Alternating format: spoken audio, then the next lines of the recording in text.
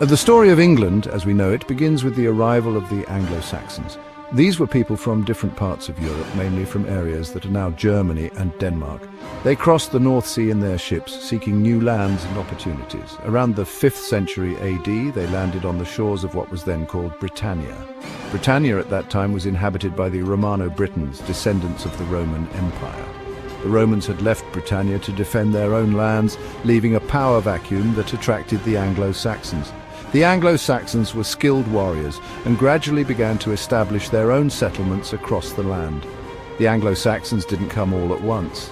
It was a gradual migration over many years. They came in waves, settling in different parts of the island. As they spread out, they pushed the existing inhabitants further west and north. This period marked the beginning of a new era in British history, an era that would shape the language, culture, and identity of England. As the Anglo-Saxons established their presence, they began to form their own kingdoms. These weren't unified under one ruler, but were independent entities, each with its own king and laws. Some of the most prominent kingdoms to emerge were Wessex, Mercia, Northumbria, East Anglia, Essex, Kent, and Sussex.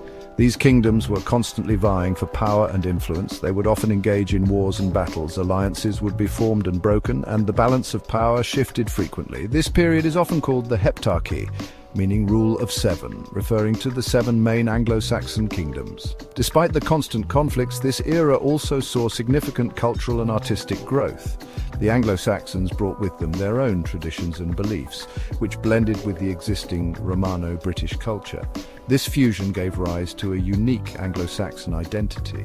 They developed their own language, Old English, which is the ancestor of modern English. Just as the Anglo-Saxons were consolidating their hold on England, a new threat emerged from the seas: the Vikings. Hailing from Scandinavia, the Vikings were fierce warriors and skilled seafarers. They began raiding the coasts of England in the late 8th century, targeting monasteries and settlements for their wealth.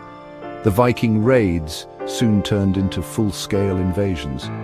They began to conquer large swathes of land, particularly in the north and east of England. The Anglo-Saxon kingdoms were ill-prepared for the ferocity and ruthlessness of the Viking attacks.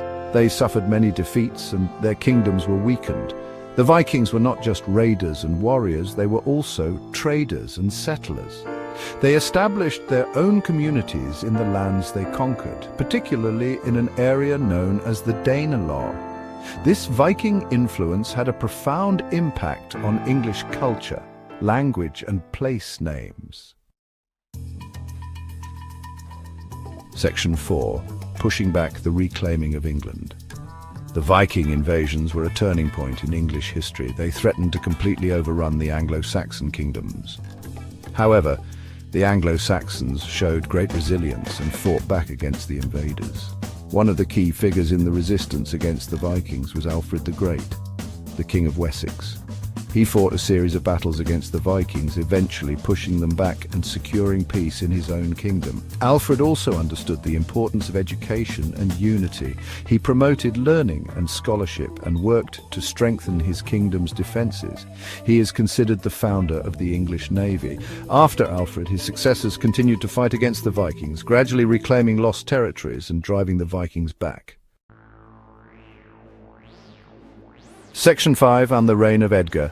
A king unites the land. The long process